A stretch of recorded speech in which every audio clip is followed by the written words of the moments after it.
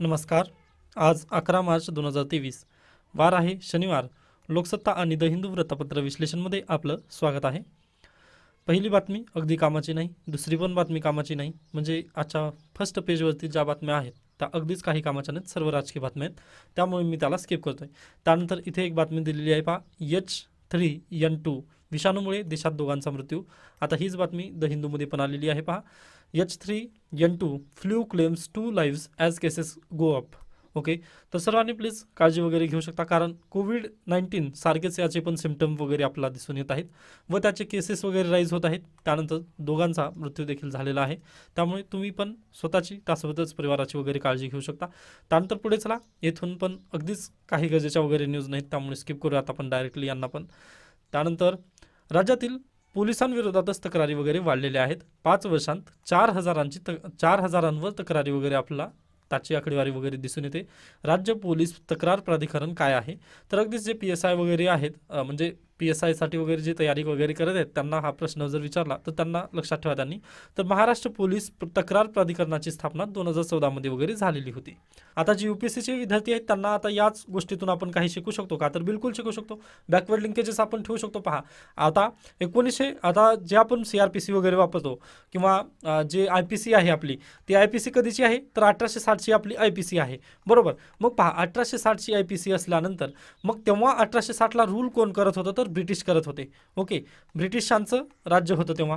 Okay, मग पहा, ब्रिटिशांचं राज्य असल्यानंतर ब्रिटिशांनी IPC कशासाठी केलेली होती, तर त्यांनी इंडियन्सला सब्जेक्ट मानले होते. म्हणजे महिला पुरुष यामध्ये त्यांनी भेदभाव वगैरे, म्हणजे त्यांनी इक्वॅलिटी वगैरे धरलं होतं का, किंवा त्यांना ह्युमन बिंग वगैरे धरलं होतं का, तर फक्त त्यांनी सब्जेक्ट वगैरे त्यांना धरलेलं होतं. IPC मध्ये तुम्ही जर तेव्हा अभ्यास वगैरे केला तर तुम्हाला ते समजून येईल. तर सब्जेक्टच त्यांनी म्हटलेलं होतं. ब्रिटिशांनी तयार केलेले कायदे होते, कारण त्यांना भारतामध्ये रूल करायचं होतं, रूल प्रस्थापित वगैरे त्यांना करायचं होतं. त्यासाठी ते 1860ची IPC आपण वापरत आहोत. तरी देखील म्हणजे आता किती आहे, आज 2023 आहे. मग पहा, अद्याप देखील आपण IPCला वगैरे अमेंड केलं नाही, किंवा त्यामधील आता 2-3 कायदे वगैरे आपण चेंज केले, परंतु पूर्णतः ती IPC वगैरे रिएस्टॅब्लिश वगैरे केलं का, तर बिलकुल नाही.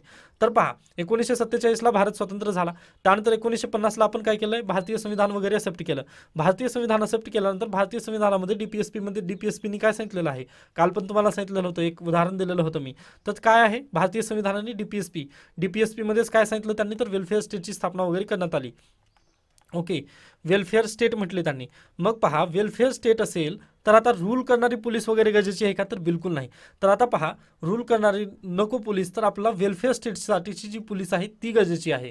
वेलफेअर स्टेट म्हणजे अगदीच सर्वांसाठी वगैरे मिळून मिसळून त्या पद्धतीने वगैरे राहण्याचं किंवा कायद्याचं वगैरे प्रस्थापित करण्यासाठी आपल्याला अंमलबजावणीसाठीच फक्त पोलिसांची गरज आहे, न की आता रूल एस्टॅब्लिशमेंटसाठी वगैरे गरज नाही. त्यासाठी पहा, जर UPSC म्हणजे फक्त जी MPSCसाठी फक्त एवढा प्रश्न येईल, परंतु UPSCसाठी कसा बॅकवर्ड लिंकेजेस वगैरे करून चालायचं आहे, की आपल्याला पहा आता वेळ आलेली आहे, तर 1860ची IPC वगैरे आपल्याला अमेंड करायची आहे, कारण राज्यातील पोलिसांविरोधातच त्या तक्रारी वगैरे वाढत आहेत व जे पोलीस प्राधिकरण वगैरे आहे किंवा त्याचं जे वर्क वगैरे आहे ते इनएफिशियंट वगैरे ठरत आहे. ते आपण इथं डाटा दिलेला आहे. 5 वर्षांत 4,000 तक्रारी महाराष्ट्र राज्यामध्ये वाढलेल्या आहेत, असं तुम्ही डाटा तुमचा अगदी परीक्षेमध्ये वगैरे लिहू शकता. हे झालं MPSC आणि UPSC, असं दोन्ही पद्धतीमध्ये वगैरे तुम्हाला त्याचं मी विश्लेषण करून सांगितलं. त्यानंतर पुढे चला, कृष्णपात्रात हजारो मासे मृत, पाणी दूषित झाल्याने जलचरांवर संकट वगैरे आलेलं आहे. हे अगदीच हे अगदीच दुर्दैवी न्यूज आहे. परंतु आता यामधून बॅकवर्ड लिंकेजेस काय मिळू शकतं, तर जे वॉटर पोल्युशन ॲक्ट आहे, ओके, जे वॉटर पोल्युशन ॲक्ट आहे किंवा एन्व्हायरमेंटचे जे ॲक्ट वगैरे आहेत आपल्याला, म्हणजे एन्व्हायरमेंट प्रोटेक्शन ॲक्ट वगैरे, म्हणजे 1985ला भोपाळ गॅस ट्रॅजेडी वगैरे झाली. मग त्यानंतर 1986ला जे एस्टॅब्लिशमेंट वगैरे झाली, ते सर्व बॅकवर्ड लिंकेजेस वगैरे तुम्हाला आता पाठ असायला हवेत, कारण कंबाईनला वगैरे तो प्रश्न येऊ शकतो किंवा राज्यसेवेला तर हमखास प्रश्न येतात त्यावरती. ओके, तर हे तुम्ही बॅकवर्ड लिंकेजेसनुसार वगैरे लक्षात ठेवू शकता. त्यानंतर पुढे चला, इथून पण अन्य न्यूज वगैरे गरजेचे नाही. पहा, त्यानंतर आपण डायरेक्टली इथे पहा, शी जिनपिंग तिसऱ्यांदा चीनचे अध्यक्ष झालेले आहेत. पीपल्स काँग्रेसच्या एकमताने त्यांना मंजुरी वगैरे मिळालेली आहे.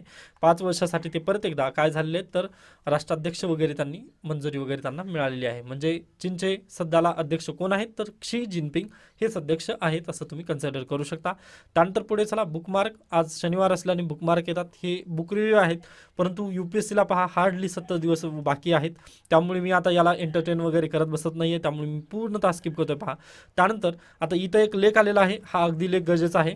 पहा, राज्यभाषेत शिक्षण दिले नाही तर दंड, राज्यभाषेत 10वी पर्यंत शिकलेल्यांना राज्यात खास सवलत असे उपाय योजू लागले आहेत. म्हणजे सध्याला तुम्ही माहितीच आहे की अगदीच जे दुकान वगैरे आहेत तुमच्या, त्या दुकानावरती पाटी वगैरे जी असेल ती अगदीच मराठी भाषेत वगैरे असेल. अगदी त्याच पद्धतीने आता फक्त महाराष्ट्राचं जर बोललं तर मराठी भाषेत, अगदी त्याच धर्तीवर कर्नाटक सरकारने पण तेच काम केलेलं आहे. तर आता पाहूयात ते सर्व आपल्याला. परंतु आता पहा, हे लेख आपल्याला थोडंसं मोडून तोडून वगैरे पाहायचं आहे, कारण हा लेख डायरेक्टली तुम्ही जर वाचला तर तुम्हाला UPSC साठी काही गरजेचं वगैरे वाटणार नाही. परंतु जर तुम्ही मोडून तोडून वगैरे याला म्हणजे आपल्या UPSC साठी वगैरे कसं घ्यायचं हे जर तुम्ही वाचलात ना ते बेटर होईल. तर ते मी सांगण्याचा प्रयत्न करतोय. आता पहा, मराठी पाटी वगैरे दुकानावरती लावावी वगैरे असं त्यांनी सांगितलेलं होतं. आपला महाराष्ट्रात पण तसं कायदा वगैरे झाला, परंतु सध्याला ते प्रकरण हायकोर्ट आणि सुप्रीम कोर्टामध्ये वगैरे आहे, त्यामुळे त्याला स्टे वगैरे आलेली आहे.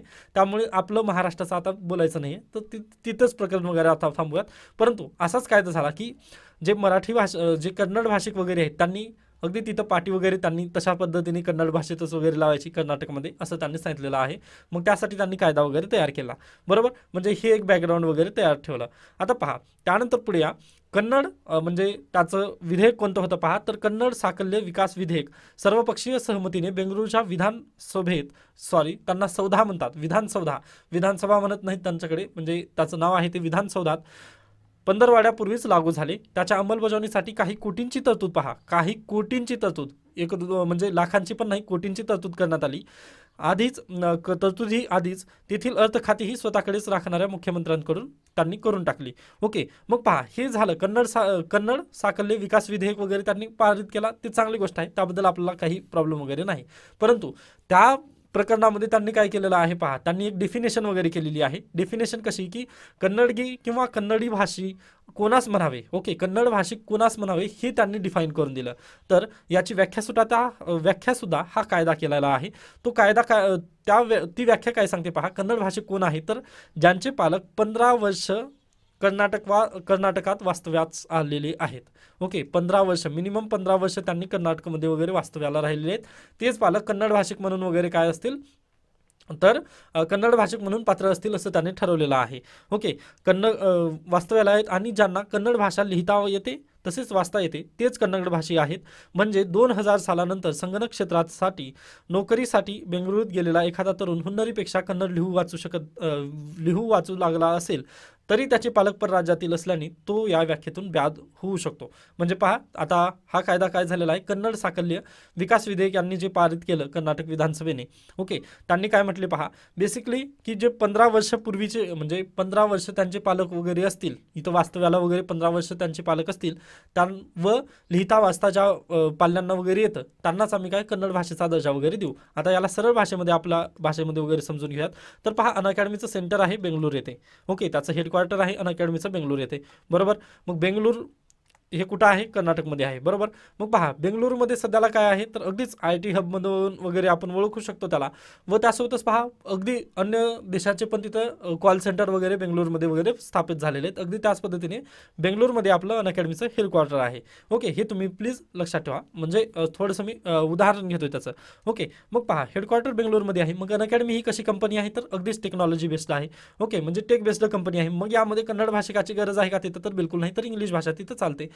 ओके, मग पहा, इंग्लिश भाषा तिथं चालते. मग मी महाराष्ट्राचा आहे, ओके, व मला अनअकॅडमीमध्ये वगैरे नोकरी भेटली, मग मी काय करेल, बेंगळूरला वगैरे शिफ्ट होईल. मग पहा, तिथे अगदीच 5-10 वर्ष किंवा 15 वर्ष मी राहिलं. ओके, 15 वर्ष झाले मला तिथं राहिलं, मी नोकरी वगैरे केली व 15 वर्ष तिथं बेंगळूरमध्ये वास्तव्यास असल्यामुळे मला काय झाली, कन्नड भाषा वगैरे लिहिता वाचता येत आहे. कन्नड भाषा लिहिता वाचता येत आहे.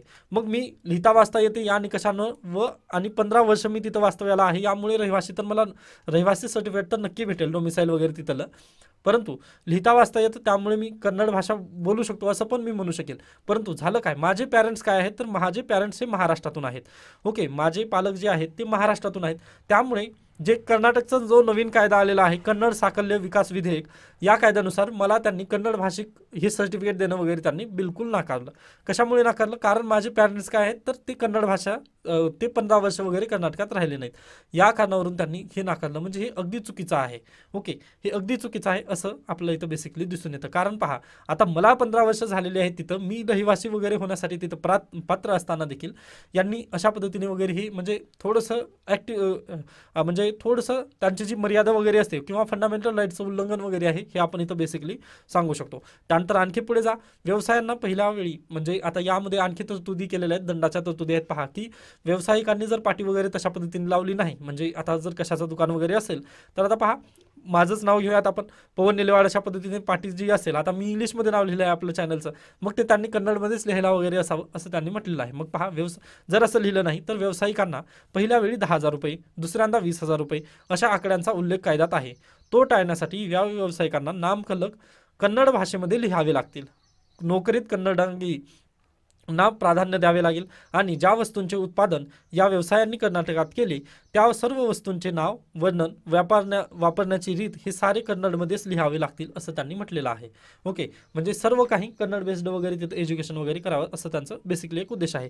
परंतु मग आता हे जर सर्व आपण जर पाहिलं तर प्रॉब्लेम कुठे आहे, किंवा म्हणजे हे कन्नड भाषा वगैरे किंवा महाराष्ट्रामध्ये राहून मराठी वगैरे येणं हे उठाठव वगैरे कशामुळे होत आहे, तर सध्याला काय होत आहे पहा, सध्याला जास्त इंग्रजी भाषेचं वगैरे वाढतं प्रस्ताव, म्हणजे इंग्रजी भाषेचं वाढतं वर्चस्व वगैरे ते आपण त्यासाठी हे मराठी भाषेला वगैरे वाचवण्यासाठी वगैरे हे प्रयत्न केले जातात. मग आता इथं त्यांनी तेच प्रश्न विचारलेला आहे की भाषेच्या सार्वजनिक वापराची सक्ती, ती न पाळल्यास दंड, यासारखे उपाय करून भाषेचा विकास होतो का, तर बिलकुल होणार नाही. पहा आता अगदीच आपल्या ज्या शाळा आहेत, ओके, ज्या प्राथमिक शाळा वगैरे आहेत तिथं आपण जे आपलं पाल्य वगैरे आहे, याच्यापूर्वी आपण जिथं शिकलो वगैरे ते झेडपी शाळा वगैरे होत्या व तिथे मराठी भाषेला आपण प्राधान्य वगैरे दिलेलं होतं आपल्या पालकांनी वगैरे. परंतु आताचे जे पालक आहेत किंवा आपण जर पालक झालो तर आपण कोणा शाळेला वगैरे प्राधान्य देऊ, तर आपण अगदीच CBSE, ओके, CBSE त्यानंतर अगदीच इंग्लिश मीडियम वगैरे ज्या शाळा वगैरे असतील त्या शाळांना वगैरे आपण प्राधान्य देऊ का, कारण आपल्याला माहिती आहे की झेडपीमधील जे शिक्षण वगैरे आहे किंवा जे महाराष्ट्र बोर्ड वगैरे आहे त्यामधून तर काही फायद्याचंच नाही आहे. आता याचं बेस्ट उदाहरण जर म्हटलं पहा तुम्ही, तर आता अगदीच UPSC जर करत आहात तुम्ही, तर तुम्हाला महाराष्ट्र स्टेट बुक वाचून चालेल का UPSCला, तर बिलकुल नाही. तुम्हाला काय वाचावं लागतं, NCERT. ओके, जर UPSCचं नाही उदाहरण म्हटलं तर तुम्ही नीट घ्या, ओके, NEET. आता सर्वजणच 11वी-12वीचे जे विद्यार्थी आहेत ते आता अगदीच नीटची जर तयारी करत असतील किंवा JEEची तयारी करत असतील तर त्यांना काय करावं लागतं, तर त्यांना अगदीच CBSE पॅटर्नची किंवा NCERTचेच पुस्तक वगैरे वाचावे लागतील. कारण पहा, नीट ही परीक्षा CBSE पॅटर्नवर अवलंबून आहे, न की महाराष्ट्र पॅटर्नवर. मग पहा, जे पालक वगैरे आहेत ते मराठी भाषेला जास्त प्राधान्य देतील किंवा मराठी भाषेला जास्त प्राधान्य देतील की CBSE किंवा इंग्रजी भाषेला, बिलकुल आहे, आपल्या समोरच आहे उदाहरण. तर CBSE किंवा इंग्लिश भाषेला वगैरे प्राधान्य देतील. मग सरकारचं चुकतंय कुठं, तर म्हणजे सरकारला काय करायचं की भाषा वगैरे कंपल्सरी करायची आहे त्यांना, ठीक आहे, परंतु त्यांचं परत एकदा इथं पॉलिसी फ्लो चुकतं आहे. ओके, कारण त्यांनी नीट जी परीक्षा आणली ती CBSE पॅटर्नवर आणली. जर त्यांनी मराठी भाषा म्हणजे जे महाराष्ट्रातील जे पॅटर्न वगैरे आहे त्याचे पण काही प्रश्न वगैरे जर त्यामध्ये टाकले किंवा जे गुजरात पॅटर्न आहे किंवा तमिळनाडू पॅटर्न वगैरे हे सर्व जर त्यांनी जर इन्सर्ट वगैरे केलं तर ते अगदी बेस्ट झालं असतं व कोऑपरेटिव्ह फेडरलिझमचं स्ट्रक्चर वगैरे जे आहे ते आपलं बिलकुल तिथं चांगल्या पद्धतीने वगैरे राहिलं असतं. परंतु प्रॉब्लेम कुठे झाला, आपलं जे एज्युकेशन मेथड आहे, ओके, ज्या आपला म्हणजे वन नेशन वन एक्झाम वगैरे ज्या पद्धतीच्या परीक्षा वगैरे राहिल्या आपल्या, त्या झाल्या CBSE बेस्ड, व जे आपलं एज्युकेशन राहिलं ते महाराष्ट्र पॅटर्न वगैरे वेगळंच झालं. ओके, या सर्व म्हणजे CBSE आणि महाराष्ट्र पॅटर्न यामध्ये खूप मोठी तफावत आहे. ओके, या दोन्हींमध्ये खूप मोठी तफावत असल्यामुळे जे पालक आहेत ते प्राधान्य कुठे देतात, CBSE पॅटर्नला, कारण ज्या सर्व एक्झाम आहेत त्या CBSE मध्ये होतात. मग हे प्रॉब्लेम सरकारने वगैरे ओळखायला हवं होतं व त्यांनी आपलं जे एज्युकेशन सिस्टीम आहे, जे महाराष्ट्रामधील किंवा कर्नाटकचं सुद्धा कर्नाटकमधील एज्युकेशन सिस्टीम आहे त्याला त्यांनी अगोदर चेंज करायला हवा होता. म्हणजे त्यांचे जे पाठ्यपुस्तके वगैरे आहेत ते CBSE प्रमाणे वगैरे त्यांनी मराठी भाषेमध्ये ट्रान्सलेट करून वगैरे त्या विद्यार्थ्यांना वगैरे द्यायला हवं होतं. मग त्यांनी तसं न करता त्यांनी डायरेक्टली काय म्हटले की जे पाट्या वगैरे लावलं नाही तर त्यावरती दंड येईल, किंवा जे शाळांनी जर मराठी भाषा शिकवली नाही तर त्यावरती दंड वगैरे येतील. म्हणजे हे दंड लावणं हे अगदीच वेलफेअर स्टेटचं वगैरे काम नाही, आपण हे म्हणू शकतो. आता इथं त्यांनी पण तेच दिलेलं आहे की कल्याणकारी राज्याचा जो डोलारा उभा राहिला तो कमकुवत मानून पुन्हा आपल्या राज्य यंत्रणा दंड आणि सवलत याकडे जात आहे का, तर अगदी बरोबर आहे. आत्ताच आपण काय म्हटलं की रूल करायचं आहे तुम्हाला. ओके, रूल करायसाठी 1860ची IPC वगैरे आपण सध्याला वापरत होतो. सॉरी, 1860 मध्ये ती IPC वगैरे आली होती, पण आपण 1947ला भारत स्वतंत्र झाल्यानंतर चेंज केली का? तर बिलकुल चेंज केली. कशामुळे चेंज केली? परत आपल्याला तेच करायचं आहे का? कल्याणकारी राज्याचं तर डेफिनेशन दिलेली आहे संविधानामध्ये, भारतीय संविधान तर त्यावरती बोलतोय की कल्याणकारी राज्य वगैरे स्थापन करा. मग आपण काय केलं नाही ते? तर आपल्याला राज्य परत एकदा करायचं आहे का? कारण पहा आता तुम्ही, आता भाषण जी पाटीला वगैरे लावायची आहे, दुकानाची पाटी वगैरे, आता आर्टिकल 19 नुसार तर तुम्हाला सर्व स्वातंत्र्य वगैरे दिलेलं आहे. कोण्याही देशाच्या कोण्याही कानाकोपऱ्यात वगैरे जाऊन तुम्ही वास्तव्यास राहू शकता. तिथील म्हणजे प्रत्येक गोष्टीसाठी वगैरे तुम्हाला तिथे अभिव्यक्ती स्वातंत्र्य वगैरे दिलेलं आहे आर्टिकल 19, बरोबर. हे तरी अगदी तुम्हाला माहिती असेल. मग पहा, आर्टिकल 19 जर असेल, असा कायदा वगैरे तयारच होऊ कसा शकतो? कारण पहा, तुम्हाला अगदी प्रत्येक गोष्टीचं वगैरे स्वातंत्र्य आहे ना. कोणतं म्हणजे आता माझे विचार वगैरे जे मांडायचे आहेत ते पण मांडण्यासाठीचं पण एनी अदर मेथड म्हणून तिथं डॉक्टर बाबासाहेब आंबेडकरांनी डायरेक्टली स्पष्ट वगैरे केलेलं आहे. मग हे असं असताना देखील आपण मराठी भाषेची किंवा कन्नड भाषेची वगैरे सक्ती करत आहोत, हे अगदी चुकीचं आहे. हे आपलं इथं बेसिकली सांगता येतं. म्हणजे पहा, आपल्याला ताप येत आहे तर आपण गोळी कशाची घेतोय? तर पोट दुखण्याची गोळी घेतोय, असं प्रकरण वगैरे सरकारसोबत झालंय. हेच बेसिकली आपल्याला इथं सांगता येतं. ओके, मग आता या गोष्टीला आपण कुठे लिंक करायचं आहे? तर याच गोष्टीला आपण आता ज्युडिशरीमध्ये लिंक करायचं आहे. ओके, ज्युडिशरी बाबतीत आता पहा, एक सर्वसाधारण प्रश्न आहे. तर जर तुम्हाला प्रश्न विचारण्यात आला की ज्युडिशरीमध्ये पेंडन्सी कशामुळे वाढत आहे? ओके, ज्युडिशरीमध्ये पेंडन्सी कशामुळे वाढत आहे असं जर तुम्हाला जर प्रश्न विचारला, म्हणजे सुप्रीम कोर्ट असू द्या किंवा हायकोर्टामध्ये वगैरे पेंडन्सी कशामुळे वाढत आहे असं जर प्रश्न विचारला, तर अगदीच तुमच्या पुढे एक म्हणजे उत्तर वगैरे असेल की जजेसची संख्या वगैरे कमी आहे. तर सर्वप्रथम तुम्ही सजेशन मला द्याल की जजेसची संख्या वगैरे तुम्ही सर्वप्रथम भरून टाका. परंतु सध्याला जर पाहिलं तर तुम्ही DY चंद्रचूड जस्टिस, त्यानंतर अगदीच NV रमन्ना यांच्या काळापासून सध्याला त्यांनी जस्टिस वगैरे म्हणजे जे जजेस वगैरे आहेत, सुप्रीम कोर्ट असू द्यात किंवा हायकोर्ट वगैरे असू द्यात, तिथे संपूर्ण जजेसची संख्या वगैरे भरण्यावर त्यांनी प्राधान्य दिलेलं. ठीक आहे, परंतु केसेसची संख्या वगैरे कमी झाली का? बिलकुल नाही. तर त्याचं मेन रिझन काय आहे पहा, त्या गोष्टीचं म्हणजे सुप्रीम कोर्टामध्ये वगैरे केस पेंडन्सी वगैरे वाढण्यामध्ये एक महत्त्वाचं कारण म्हणजे जे राज्य सरकार वगैरे जे कायदे करत आहे, की राज्य सरकार असू द्या किंवा केंद्र सरकार असू द्या, हे जे कायदे करताना त्यांनी योग्य पद्धतीने डिबेट वगैरे करत नाही आहेत. ओके, योग्य पद्धतीने डिबेट वगैरे करत नाहीत, हाच एक मोठा प्रॉब्लेम इथं दिसून येतोय. आता यांनी पण तेच लिहिलेलं आहे लेखकाने. आता पहा, राज्यभाषेत शिक्षण दिले नाही तर दंड, राज्यभाषेत 10वी शिकलेल्यांना राज्यात खास सवलत, असे उपाय योजू लागले आहेत. सध्याला ते होत आहे. त्यानंतर हे केवळ शिक्षणापुरते राहिले का? तर बिलकुल नाही. भाषेच्या सार्वजनिक वापराची सक्ती, ती न पाळणाऱ्यांना आर्थिक दंड किंवा शिक्षा, असेही जालीम उपाय वगैरे सुरू झालेले आहेत. मग पहा, असल्या उपायांना न्यायालयात आव्हान मिळाल्यास ते टिकत नाहीत हे माहीत असून सुद्धा ते कसे काय केले जातात, हा एक मोठा प्रश्न आहे. बरोबर ना? आता पहा, इथं मी तेच म्हटलं की आता हे जे प्रकरण आहे, कन्नड सातत्य विकास विधेयक, ओके, ह्या विधेयकाला आता आर्टिकल 19चं वगैरे उल्लंघन होत आहे. तुमचं जे एक्सप्रेशनचा अधिकार वगैरे जो आहे तो काढून वगैरे घेतला जातोय. हे जर सर्व आपल्याला समजतं की आर्टिकल 19चं वगैरे उल्लंघन आहे, मग तुम्हाला आर्टिकल 32चा हे घेता येते. आर्टिकल 32ची साईड घेऊन तुम्ही कुठं जातात? सुप्रीम कोर्टामध्ये वगैरे जाऊ शकता डायरेक्टली. मग सुप्रीम कोर्टामध्ये अशा केसेस वगैरे गेल्यानंतर आता पहा, राज्य सरकारला पण माहिती होतं की हे प्रकरण वगैरे कोर्टामध्ये टिकणार नाही. मग कायदाच त्यांनी तशा पद्धतीने का केला? ओके, कारण यांनी काय म्हटलं आहे की 15 वर्ष तिथं राहणं गरजेचंच आहे. मी राहणं गरजेचं नाही, तर माझ्या पालकांनी तिथं कर्नाटकामध्ये 15 वर्ष राहणं गरजेचं आहे, असं त्यांनी केलेलं आहे. ओके, आता एखादी वेळेस पहा, मी तिथं 15 वर्ष जर कर्नाटकमध्ये राहिलं ते ठीक होतं, कारण मला कन्नड भाषा वगैरे येते, त्यासाठी ती तुम्ही अट वगैरे टाकणं ते गरजेचं होतं. परंतु माझ्या पालकांनी राहणं ही अगदीच कुठेतरी म्हणजे ते ओव्हर बर्डन वगैरे आहे, किंवा त्यांची जी पॉवर आहे त्या पॉवरपेक्षाही पुढे जाऊन वगैरे काम करणं, अशा पद्धतीने कर्नाटक जे विधानसभा आहे त्यांनी काम केलेलं हे बेसिकली आपल्या इथं दिसून येत आहे. ओके, मग पहा, यामुळे असे जे कायदे वगैरे त्यांनी नीट अभ्यास करून करत नाहीत, किंवा जे डिबेट वगैरे होत नाही, हे विदाऊट डिबेट वगैरे कायदे वगैरे तयार केले जातात. यामुळे काय होतं, ही कायदा आता ही जी केस आहे म्हणजे कन्नडचा जो कायदा आहे तो जातो आता हायकोर्टामध्ये जाईल. मग हायकोर्टामध्ये अगदीच पेंडन्सी वाढेल का कमी होईल? तर बिलकुल पेंडन्सी वाढेल. कारण पहा, हा कायद्यामध्ये तर काही तथ्य वगैरे राहिलंच नाही आहे, कारण यामध्ये फंडामेंटल राईट्स वगैरे तुमच्या उल्लंघन तर होणार आहे. मग हे असं असून देखील त्यांनी हा कायदा केला, व हा कायदा केल्यानंतर याला विरोध तर होणार आहे. मग हा विरोध झाल्यानंतर ते जाईल कोर्टामध्ये. मग कोर्टाची पेंडन्सी ऑलरेडी वाढलेली आहे, मग त्यामध्ये आणखीन एक भर. मग पहा, कोर्टाची जी पेंडन्सी वगैरे वाढण्याचं एक महत्त्वाचं कारण म्हणजे जी पार्लमेंट वगैरे आहे त्यामध्ये डिबेट वगैरे होत नाहीत, हाच एक मोठा प्रॉब्लेम आपल्या इथं बेसिकली दिसून येतो. व यावरती एन व्ही रमन्ना जेव्हा चीफ जस्टिस ऑफ इंडिया होते त्यांनी यावरती भाष्य केलेलं होतं की जी प्रोडक्टिव्हिटी आहे संसदेची ती सध्याला घटत आहे. व त्यावेळेसच पहा मी तुम्हाला सांगितलेलं होतं, एक डाटा पण दिलेला होता की अगदीच जी आपली पूर्वीची जी ही आहे काय म्हणतो आपण जे लोकसभा वगैरे होते त्यामध्ये अगदीच डिबेट वगैरे चालायचे, परंतु आता डिबेटचं कल्चर राहिलेलं आहे का तर बिलकुल बंद झालेलं आहे. जे कृषी कायदे वगैरे आलेले होते ते व्हॉइस वोटनी वगैरे आलेले होते, म्हणजे डायरेक्टली तुम्हाला एक्सेप्ट आहे का तर यस म्हणून अशा पद्धतीनेच त्यांनी डायरेक्टली केलेलं होतं. व जे विरोधक आहेत आपले आता सध्याचे ते तर डायरेक्टली संसदेमध्ये बसतच नाहीत, ते डायरेक्टली बाहेरच पडतात.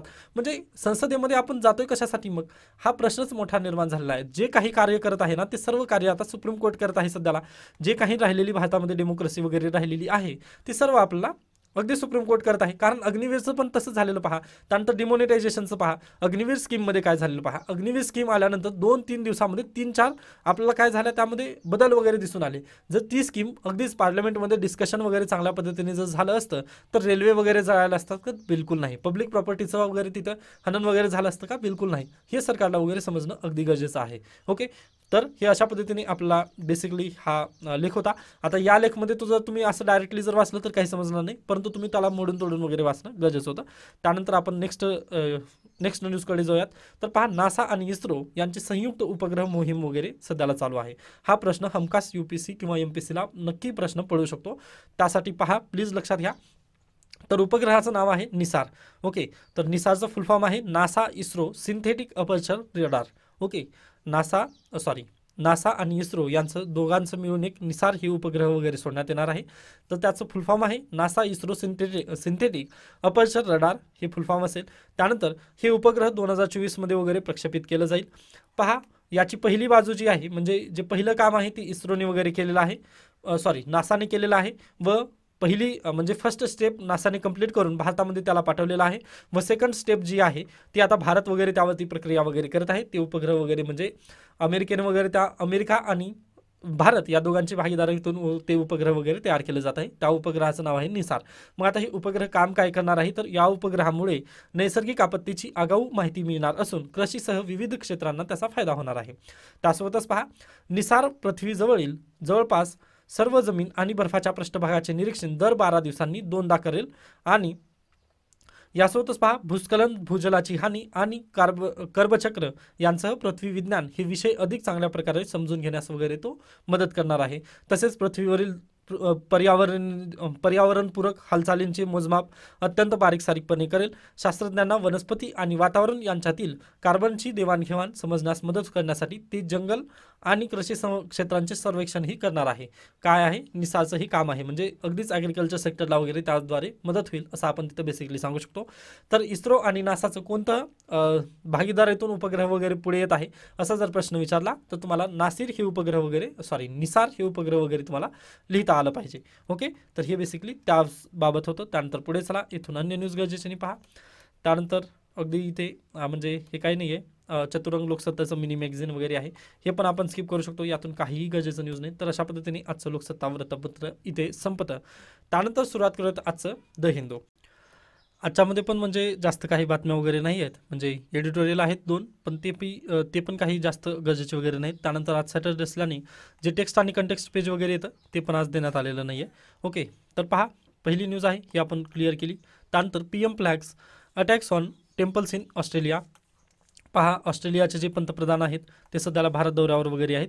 मग त्यामध्ये चर्चा वगैरे भारत आणि ऑस्ट्रेलिया चर्चा वगैरे सध्याला चालू आहे. मग त्यातून काय फळ वगैरे हे आपल्यासाठी गरजेचं नाही. म्हणजे जर एखाद्या वेळेस पवनीत सिंग सरांचा जर व्हिडिओ वगैरे जर मिळाला तर ते मी आपल्या टेलिग्राम चॅनलवरती वगैरे टाकेन. कारण IR हे इंटरनॅशनल रिलेशनमध्ये वगैरे येतं, त्यामुळे मी त्याला पूर्णतः आता इथे वगैरे घेत नाही, कारण प्रिलिम पर्स्पेक्टिव्हने वगैरे आपल्याला जायचं असतं आता. व अगदीच हार्डली 70 दिवस राहिलेले आहेत असं तुम्हाला मी याच्यापूर्वी सांगितलं. म्हणजे MPSCचे विद्यार्थी त्यांना तर IRची गरजच नसते, परंतु जे UPSCवाले आहेत त्यांना अगदीच पवनीत सिंग सरांचं व्हिडिओ जर मिळालं तर मी अगदीच सेंड करेन. तर प्लीज टेलिग्राम चॅनलवरती वगैरे तुम्ही मला जास्तसोबत जॉईन होऊ शकता. म्हणजे मी तिथं तुम्हाला अगदीच जर काही अपडेट वगैरे यायचे असतील तर तिथं मी तुम्हाला देत जाईन. त्यानंतर क्विज पहा, क्विज अगदीच जेवढं म्हणजे त्याला प्रतिसाद वगैरे देण्याचा होता तेवढं विद्यार्थ्यांचा प्रतिसाद वगैरे येत नाही, त्यामुळे मी थोडंसं माझं पण तेवढंसं वेळ वगैरे त्यामध्ये नको म्हणून मी पण त्याला हे करतोय, स्किप करतोय, परंतु तुम्हाला देत जाईल म्हणजे दर संडेला वगैरे आपण त्या पद्धतीने घेण्याचा मी नक्की प्रयत्न करेन. कारण पहा काही विद्यार्थी आहेत सिरियस, अगदीच त्यांना माझी पूर्ण मदत वगैरे नक्की असेल. कारण अगदीच आता व्हिडिओ पण मी त्यामुळेच घेतोय, काही विद्यार्थी आहेत त्यांचं अगदी चांगलं होत असेल तर माझी त्यांना मदत होत असेल तर मी त्याला मदत करण्यासाठी नक्की तयार आहे. फक्त तुम्हाला जर काही जर शंका काही सजेशन वगैरे असतील तर तुम्ही नक्की मला सांगत चला. कारण पहा अगदीच आता माझा पण अभ्यास सध्याला चालू आहे, त्यामुळे थोडंसं मला पण वेळ काढणं वगैरे होत नाही, त्याबद्दल तुम्ही अगदी मला समजून घेऊ शकता. त्यानंतर पुढे चला, इथून अन्य न्यूज काहीच गरजेचं नाही, त्यामुळे मी डायरेक्टली स्किप करतोय. पहा तुम्ही पण स्किप करू शकता. यामध्ये जर बातमी नसेल तर पूर्ण शोधून बातमी वगैरे घेणं हे मला योग्य वाटत नाही, त्यामुळे मी याला पूर्णतः स्किप करतोय. एडिटोरियल पहा, एडिटोरियलमध्ये ही काही गरजेचं नाही, इस्रायलबद्दल वगैरे दिलेलं आहे, त्यामुळे मी घेत नाही त्याला. त्यानंतर ऑकस, हे ऑकस काय आहे तर पहा, ऑकस म्हणजे ऑस्ट्रेलिया, युनायटेड किंगडम आणि युनायटेड स्टेट यांची जी नेव्ही आहेत, या नेव्हीचं वगैरे काय आहे ते सिक्युरिटी पार्टनरशिप वगैरे आहे, ते एक तुम्ही लक्षात घ्या, ऑकस आहे ते. Okay, AUKUS Australia, United kingdom आणि युनायटेड स्टेट्स यांचं नेव्ही पार्टनरशिप वगैरे आहे, हे बेसिकली तुम्ही लक्षात ठेवा. बाकी ते इंटरनॅशनल रिलेशनमध्ये वगैरे पवनीत सिंग सर वगैरे सांगतील, ते जर व्हिडिओ वगैरे मला भेटला तर मी ते तुम्हाला सर्व देणारच आहे, त्याची डिटेल वगैरे देतील पवनीत सिंग सर, तेव्हा आपण ते पाहून घेऊयात. त्यानंतर बिलेटेड बट इसेन्शियल, पहा आपल्याकडे जे क्रिप्टोकरन्सी आहे किंवा बिटकॉईन वगैरे आहे यावरती आतापर्यंत रेग्युलेशन नाही आहे, व म्हणजे अद्याप नाही आहे, व जे त्यामधून जे ट्रान्झॅक्शन वगैरे केले जातात व त्यामधून जास्त ब्लॅक मनी वगैरे भारतामध्ये वगैरे येण्याचे जास्त चान्सेस वगैरे असतात, मग त्याला पण आपण टॅकल करण्यासंबंधी वगैरे काहीच तरतुदी वगैरे नव्हत्या. मग त्यासाठी पहा 7 मार्च रोजी नोटिफिकेशन वगैरे जारी करण्यात आलेली आहे, व PMLA म्हणजे prevention of money laundering act, PMLA act 2000चा आहे हा, व यानुसारच ED वगैरे आहे. ओके, मग ह्या 2000च्या कायद्यानुसार वगैरे त्यामध्ये नोटिफिकेशनमध्ये आता क्रिप्टोकरन्सी जे ऑनलाईन ट्रान्झॅक्शन वगैरे होणार आहेत ते सर्व या यामध्ये वगैरे आलेले आहेत PMLA नुसार. मग पहा आता जर एखाद्या वेळी जर म्हणजे अनियंत्रित ट्रान्झॅक्शन वगैरे केलं किंवा क्रिप्टोकरन्सीचं वगैरे जर त्यांना वाटलं की हे ब्लॅक मनीसाठी वगैरे ट्रान्झॅक्शन वगैरे करण्यात आलेलं आहे तर ED वगैरे त्यांना छापेमार वगैरे करू शकते, असं आपण तिथं बेसिकली इथं सांगू शकतो. म्हणजे हे यांचा एरिया वगैरे जी आहे ती वाईड वगैरे यांनी वाढवलेलं आहे, चांगली गोष्ट आहे. म्हणजे ब्लॅक मनी जे आहे त्याला सापडणं वगैरे ते गरजेचं आहे असं आपण तिथं म्हणू शकतो. तर त्या संदर्भात ही न्यूज होती. आता यावरती एडिटोरियल वगैरे येतील, मग एडिटोरियल आल्यानंतर PMLAचं वगैरे थोडंसं आपण त्याबद्दल चर्चा करूयात. बाकी आता स्वतःहून रिसर्च वगैरे करण्यात काही अर्थ नसतो, त्यामुळे स्किप करू शकता तुम्ही. त्यानंतर पहा यामध्ये आणखी अन्य न्यूज वगैरे काही गरजेची वाटली नाही, त्यामुळे आपण आज इथं थांबलं तरी चालेल. याबद्दल काही शंका काही सजेशन वगैरे असतील तर तुम्ही नक्की मला सांगू शकता. आता पहा उद्या संडे आहे, तर उद्या मी नक्कीच जे करंट अफेअर्सचे जे नोट्स आहेत ते आता पहा ज्या पद्धतीने आतिश माथुर सर करतात की हाऊ वॉज द वीक, अगदी त्या पद्धतीने मी काय करणार आहे तर आता जी पवन निलेवाडे वेबसाईट आहे pawannilewaade.com ही ज्या वेबसाईट आहे यामध्ये हाऊ वॉज द वीक म्हणून तशा पद्धतीने मी नोट्स देत जाईन. कारण अगदीच डेली अपडेट देणं मला पण जमणार नाही, परंतु तुम्हाला वीकली बेसिसवर तुम्हाला ते नोट्स वगैरे प्राप्त होतील. त्यानंतर जी क्विज आहे ती पण डेली बेसिसवर न देता आता मी वीकली बेसिसवरच देणार आहे, कारण जास्त विद्यार्थ्यांचा प्रतिसाद देत नाही आहे, व जे विद्यार्थी अगदीच मला प्रतिसाद वगैरे देतात त्यांच्यासाठी हे बेटर होईल. व डेली मी सांगत असतो की कोणतं कामाचं वगैरे आहे ते पण तुमचं होमवर्क होऊन जाईल, व आठवड्याला दर रविवारी तुम्हाला टेस्ट पण मिळून जाईल. ओके, मला काही त्यामध्ये गैर वगैरे वाटत नाही. जर तुम्हाला काही सजेशन असेल तर तुम्ही नक्की मला सांगू शकता. ओके, धन्यवाद.